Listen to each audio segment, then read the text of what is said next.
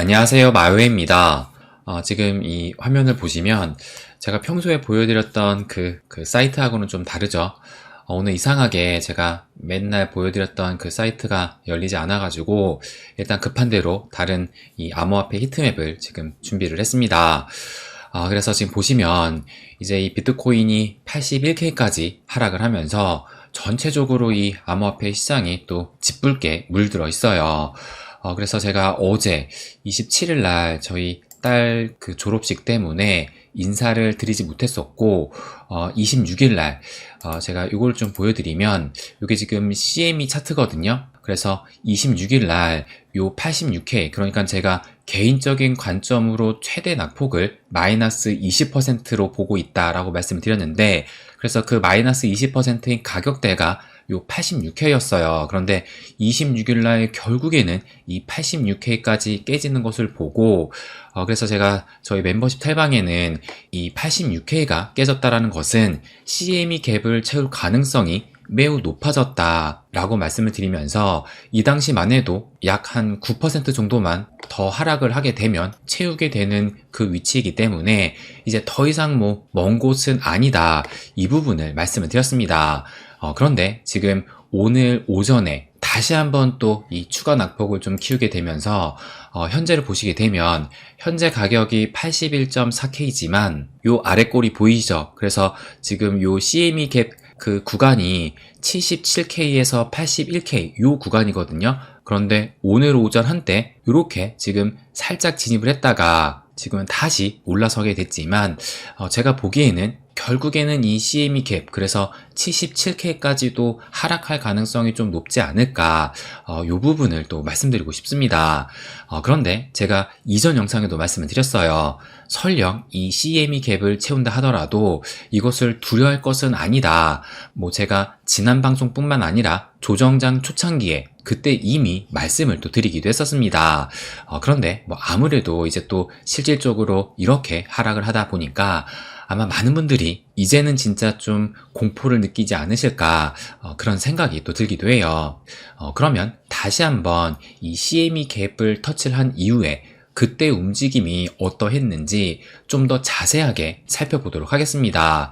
그러면 이 화면으로 좀 보시게 되면 이제 요때였어요. 그러니까 이번 이 CME 갭 이전에 가장 최근에 그 CME 갭을 터치한 그때가 요때 2024년 7월에 요때 생겼던 CME 갭을 대략적으로 한 달 지나서 뭐 이 정도면 빨리 채웠죠. 그래서 2024년 8월에 채우게 됐는데, 그런데 여기에서 그 특징이 뭐냐면 결국에는 이 CME 갭을 채우고 상승하는 흐름이 나오긴 했지만, 그런데 이때는 뭐 바로 상승을 했던 것이 아니라 한 대략적으로 한 1개월에서 2개월 정도 좀 더 이런 횡보의 그 기간을 가진 다음에 그 이후에 본격적인 상승이 나왔다는 겁니다. 그리고 이때 같은 경우는 이 CME 갭까지만 채우고 상승을 했던 것이 아니라 이 CME 갭보다도 좀 더 하락을 하게 되면서, 그래서 대략적으로 봤을 때 여기에서 여기까지 하락을 했으니까 약 한 14% 정도 추가적인 하락이 있었거든요. 근데 지금 제가 이렇게 써놓은 것처럼 이때가 작년 8월 5일 때 이 엔캐리 청산이 발생이 되면서, 그러면서 요 CME 갭을 채우게 됐고, 그리고 CME 갭을 채운 이후에도 약 10% 이상의 이런 낙폭을 또 보였다는 겁니다. 그래서 가장 최근에 이 CME 갭은 결국에는 채웠고, 또 추가적인 시간이 걸리긴 했지만 결국에는 상방으로 틀었다라는 것을 알 수가 있고, 그렇다면 그 이전에 CME 갭은 어떻게 또 마감이 됐느냐, 이것을 또 보시게 되면 이제 이때는 2023년 12월에 생겼던 이 CME 갭을 2024년 1월에, 그러니까 이때도 대략적으로 한 달 조금 넘어서 결국엔 채우게 됐는데, 근데 보시는 것처럼 이때 같은 경우는 지금 정확하게 이 CME 갭을 채우고 나서 오랜 시간이 걸렸던 것이 아니라 얼마 지나지 않아서 이때 고점을 넘기게 되면서 뭐 이 정도면 바로 상승을 했다고 또 볼 수가 있는 겁니다. 그래서 이때 CME 갭은 정확하게 이 CME 갭까지만 채우고 추가적인 낙폭 없이 바로 상승을 했다는 것을 알 수가 있어요. 그러면 또 그 이전에 이 CME 갭은 또 어떻게 마무리가 됐느냐, 이것을 또 보시게 되면 이제 이때는 2023년 1월에 생겼던 이 CME 갭을 2024년 3월에 채우게 됐으니까 대략적으로 한 2개월 정도 그 시간이 걸린 다음에 보시는 것처럼 이때도 정확하게 이 CME 갭만 딱 채우고 나서 추가 낙폭 없이 또 이 정도면 바로 상승을 했다는 것을 알 수가 있는 겁니다. 그러면 또 그 이전에는 언제 이 CME 갭이 발생을 했었느냐, 이때를 볼 수가 있을 것 같아요. 그래서 제가 이전 방송에서도 말씀을 드렸는데, 보시는 것처럼 2020년 12월에 대불장 사이클로 가는 그 길목에서 이때 이 CME 갭이 발생을 했는데, 근데 이때는 얼마 안 가서 이 조정이 나타나긴 했지만, 그런데 이때 이 CME 갭을 채웠던 것이 아니라 그 이후로도 계속 이 CME 갭을 채우지 않다가 언제 채우게 됐냐면 이제 대세 하락장이 나왔을 때, 그래서 2022년 6월이니까 대불장 사이클로 가는 그 길목에서 생겼던 CME 갭은 바로 채우지 않고 이제 대세 하락장이 왔을 때 이때 채운 이력이 있기 때문에 이번에도 좀 그럴 수도 있다. 이 부분을 말씀드리기도 했습니다. 근데 뭐 결과적으로는 지금 거의 채우기 직전까지 온 상황이고, 그리고 또 그 이전에 이 CME 갭을 보시게 되면 이때 이제 보시면 이때는 2020년 7월에 생겼던 이 CME 갭을, 근데 보시는 것처럼 대략적으로 이때도 한 2개월 정도에 걸려서 이 CME 갭 직전까지 오긴 했는데, 그런데 결국에는 채우지 않고 어느 정도의 횡보의 움직임만 보이다가 보시는 것처럼 이렇게 상승을 했어요.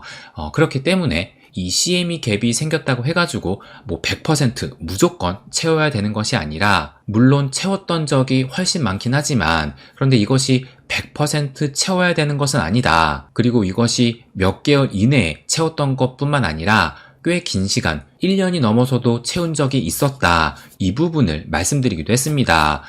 그러면 현재 이 CME 갭을 다시 한번 보시게 되면, 그래서 아직까지 이 CME 갭을 완벽하게 채웠다고 볼 수는 없지만, 그런데 조금 전에 보셨던 것처럼 지난 이 CME 갭이 발생을 했던 그 흐름을 봤을 때, 뭐 물론 여기에서 다 채우지 않고 바로 올라갈 수도 있지만, 그런데 여기까지 온 이상은 채울 가능성이 높다라고 볼 수 있을 것 같고, 그리고 또 하나 궁금한 것이 이 CME 갭을 채우게 된다면 바로 상승을 하느냐, 아니면 좀 더 빠졌다가 상승을 하느냐, 그리고 좀 더 횡보를 했다가 상승을 하느냐, 아니면 바로 상승을 하느냐, 이 부분이 또 궁금하실 텐데, 그런데 지난 흐름으로 봤을 때 보통 이 CME 갭을 채우고 나면 추가적인 하락을 보였던 적은 뭐 거의 없었죠. 지난해 8월에 이 매크로 이슈가 발생이 되면서 그 당시는 이 추가적인 낙폭을 좀 보이면서 기간적으로도 좀 더 횡보를 했다가 상승을 했었는데, 그런데 그때를 좀 제외하고 본다면 통상적으로는 이 CME 갭을 채우고 그리고 머지않아서 바로 좀 상승이 나왔다는 것을 알 수가 있었습니다. 그래서 과연 이번에는 추가적인 낙폭이 없을지, 그리고 뭐 기간적으로 좀 더 횡보를 하다가 상승을 할지 아니면 바로 상승을 할지, 뭐 그것은 정확하게 알 수는 없지만 어쨌든 결론적으로 내릴 수 있는 것은 결국에 이 CME 갭을 채운다 하더라도 그 이후의 방향성은 결국은 상방이었다. 이 부분을 알 수가 있는 거예요. 그렇다면 우리가 또 궁금한 것이 이 상승을 위한 조건, 그러니까 제가 조금 전에 말씀드린 이 CME 갭을 채운다 하더라도 바로 상승을 하느냐, 아니면 횡보를 좀 하면서 어느 정도의 기간을 좀 더 갖고 상승을 하느냐, 이것이 또 중요한 문제라고 볼 수 있을 텐데요. 그래서 제가 이 부분에 대해서도 말씀을 드렸던 것이, 저희 멤버십 텔방에 제가 최근에 말씀드린 것이 무엇이냐면 요거예요. 지금 보시게 되면 최근 이 비트코인의 흐름은 미 증시와 커플링되며 움직이는 경향이 있기 때문에, 그러니까 함께 약세였죠. 그래서 이 미 증시와 비트코인이 함께 움직일 가능성이 크다고 이 부분을 말씀을 드렸습니다. 그런데 제가 여기 어제라고 했지만 이 어제가 26일, 그러니까 이틀 전에 그 나스닥을 말씀을 드리는 거거든요. 그런데 26일 이 나스닥이 0.26%로 상승으로 마감을 했습니다. 그래서 이걸 보여드리게 되면 이 나스닥 같은 경우가 지금 최근 한 4일 동안 연일 하락을 하게 되면서 26일 날 이제 오랜만에 이 0.26%로 상승으로 마감을 했던 것인데, 그런데 이날 이 비트코인 같은 경우는 더 급락을 하면서 82K까지 추락을 했던 겁니다. 그래서 이날 86K가 무너지면서 82K까지 하락을 했던 것인데, 그래서 나스닥은 상승 마감을 했는데 비트코인이 더 많이 추락을 했기 때문에 이것을 얼핏 보기에는 비트와 나스닥이 디커플링이 되었다고 볼 수도 있을 거예요. 그런데 이 당시에 이 비트와 나스닥의 시간별 움직임을 보시게 되면 제가 이렇게 준비를 해놨거든요. 근데 보시면 이제 26일 증시니까 26일 밤 11시 반부터 미 증시가 이제 밤에 시작이 됐었고, 그 다음에 27일 새벽으로 넘어가면서 이렇게 이 나스닥 장 흐름이 흐른 거잖아요. 그래서 이것이 5분봉이거든요. 그런데 이날의 움직임이 어떠했느냐, 보시는 것처럼 26일 밤 11시 반에 막 개장했을 때만 해도 이렇게 상승하는 그 흐름이 나오다가, 그래서 요 노란색 실선이 비트코인의 흐름을 또 나타내는 겁니다. 그래서 이때만 해도 비슷하게 이 비트코인도 나스닥과 함께 좀 상승의 흐름을 보이고 있다가 본격적인 하락이 나왔던 것이 이제 밤 1시 40분, 그러니까 새벽 2시가 좀 넘어가게 되면서 나스닥이 하락을 하게 되니까 이 비트코인 역시도 이렇게 하락을 하게 되면서, 그래서 이때 86K에서 82K까지 이 비트코인이 밀렸던 겁니다. 그런데 이 나스닥 같은 경우는 장 막판에 이렇게 상승을 하게 되면서 장 막판에 가까스로 0.2% 양봉 마감을 했던 겁니다. 그러니까 이 미 증시가 낙폭을 키웠을 때 이 비트코인 같은 경우도 함께 무너지는 흐름이 나오면서 이 82K까지 급락을 했던 거예요. 그래서 이것이 26일 이 비트코인과 나스닥의 흐름이었던 것이고, 그렇다면 이제 어제 27일에 나스닥과 비트코인의 흐름은 어떠했느냐? 그러면 요것으로 좀 보여드리면, 이제 요것은 이제 어제 27일 11시 반 이후부터 이제 28일 자정으로 넘어가면서 이 나스닥 마찬가지로 요 5분봉을 지금 보여주고 있는 것인데, 그래서 요 노란색 실선은 비트코인의 흐름이거든요. 근데 보시는 것처럼 장 초반에, 어제 장 초반만 해도 이렇게 이 나스닥이 상승으로 출발했거든요. 그런데 상승으로 출발했지만 출발과 동시에 바로 하락세가 나오기 시작을 했고, 그러다가 시간이 지나면서 어느 정도 횡보하는 흐름이 나오다가 본격적으로 새벽 3시가 지난 이후로 이렇게 하락을 하게 됐는데, 그런데 비트코인도 마찬가지로 지금 이 나스닥이 하락을 하게 되니까 함께 낙폭을 키웠다는 겁니다. 그래서 결국엔 이 나스닥도 어제 이 장 마감을 어떻게 하게 됐느냐, 보시는 것처럼 이 나스닥은 마이너스 2.7%, 거의 이 3% 가깝게 큰 하락이 나왔다는 것을 알 수가 있고, 그리고 S&P 500 같은 경우도 마이너스 1.59%, 그래서 이 미 증시의 히트맵을 보시게 되면 빅테크의 기술주, 특히 이 엔비디아 같은 경우는 무려 어제 하루 동안 마이너스 8% 상당히 낙폭을 키웠습니다.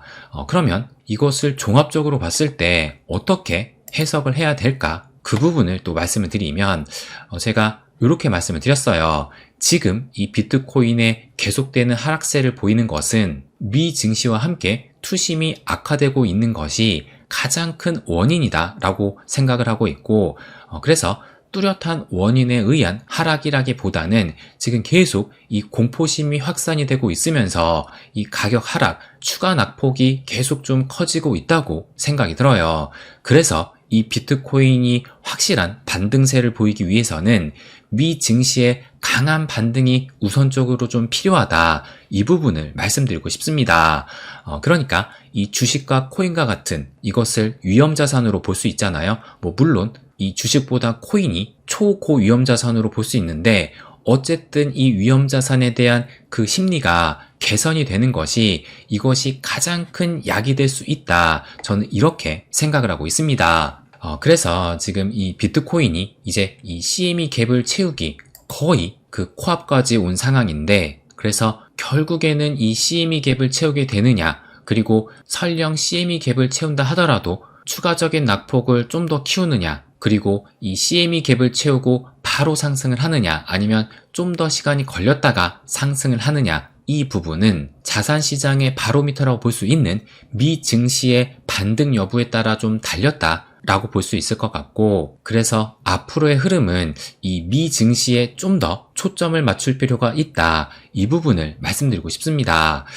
그래서 지금 많은 분들이 이제 좀 극한의 이 공포심을 느끼지 않으실까 생각이 드는데, 그런데 제가 마지막으로 말씀을 드리고 싶은 것은 어쨌든 이 CME 갭을 터치한 이후의 움직임은 뭐 바로 상승을 하냐, 좀 더 시간이 걸리냐, 그 문제일 뿐이지 어쨌든 그 이후의 움직임은 상승이다 라는 것을 말씀드리고 싶고, 무엇보다 올해의 이 불장 사이클은 여기서 끝나지 않을 것이다. 저는 이 부분을 좀 강조해서 말씀드리고 싶어요. 그래서 이전 방송에도 말씀을 드렸지만 올해가 이 사이클 중에서 마지막 대세 상승이 나오는 그 해인데, 그런데 이 2025년도 이제야 2월이 지났을 뿐입니다. 그래서 아직도 많은 시간이 남아있는 상황이고, 그래서 하루하루의 움직임에 얽매이면 이 스트레스를 받기가 쉽습니다. 그래서 지금은 어느 정도 이 좀 마음을 내려놓으면서 멀리 바라보는 시야로 이 시장을 대하는 것이 좋지 않을까 생각이 들고, 앞으로의 추가적인 하락이 두렵다면 지금이라도 도망쳐야 되는 것이 맞는 것이고, 그런데 도망치지 않고 끝까지 살아남겠다고 생각이 들었다면 우선 내 마음부터, 이 흔들리는 마음부터 좀 단단히 붙잡는 것이 우선이지 않을까, 저는 이 부분을 말씀드리고 싶습니다. 그래서 저는 여전히 불장은 끝나지 않았다 라고 생각이 들고, 그렇기 때문에 제 수량을 지키면서 목표가가 올 때까지 확신을 갖고 계속 홀딩하고 있습니다. 그래서 결국엔 끝까지 살아남는 사람이 승자가 될 수 있다는 것을 마지막으로 말씀드리고 싶어요. 네, 그럼 오늘은 여기까지 하겠습니다. 항상 제 이야기 끝까지 들어주셔서 감사드립니다. 부자가 되는 길, My Way.